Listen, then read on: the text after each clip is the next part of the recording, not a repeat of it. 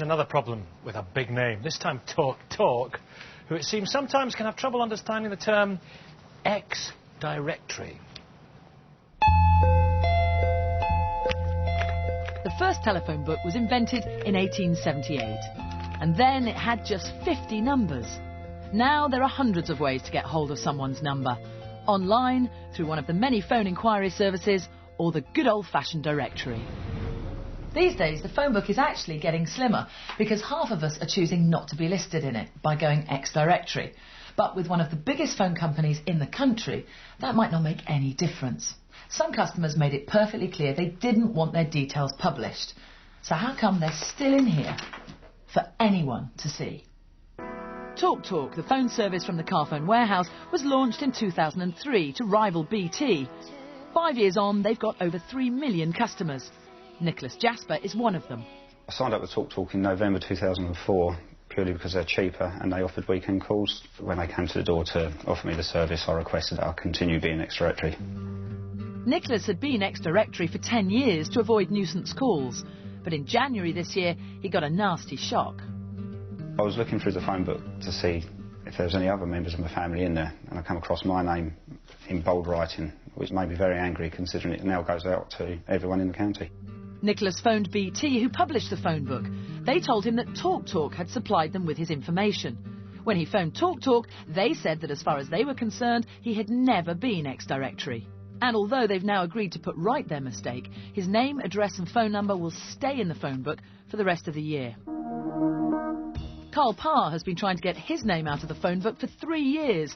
When he joined TalkTalk in 2005, he also told them that he wanted to be X-directory. I wanted to have control over who had my phone number, and also I wanted to stop the large amount of marketing calls I would often receive. But alarm bells started to ring for Carl when he answered the phone to an old friend he'd been trying to avoid. I was contacted by somebody who I didn't really want to be contacted by.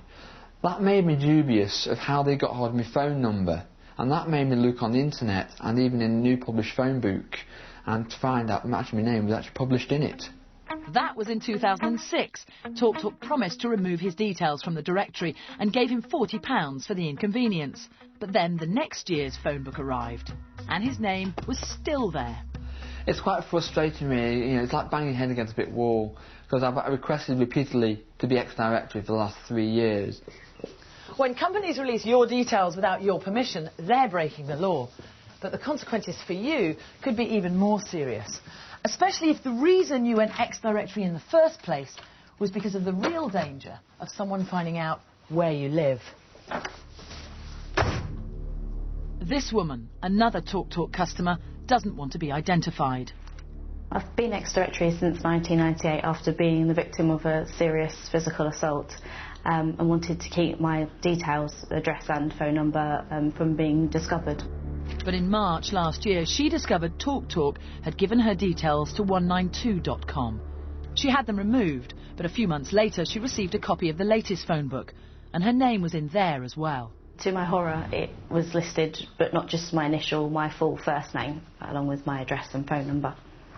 I felt sick because upon opening it and seeing my name there, I knew that this book would be in circulation for at least a year. Therefore, anybody wanting to find me, knowing the area I was in, would be able to do so. TalkTalk have promised her details won't be in the next phone book and have offered her £100 in compensation. But she's unhappy they released her details in the first place. This is a very serious issue for me and my family. We're having to look to move, which is something that we shouldn't have to do. It makes me feel very angry, but mainly scared, very scared. Being X-directory shouldn't be complicated. You're either in or you're out. So it's hard to see how TalkTalk got this wrong. These are your details, so you should have control over who gets to see them. Well, TalkTalk apologised to the customers in that film. They blame human error and say they've conducted an extensive review of their internal procedures to ensure this situation shouldn't happen again. Next, Paul Heine's discovered that getting cash when you're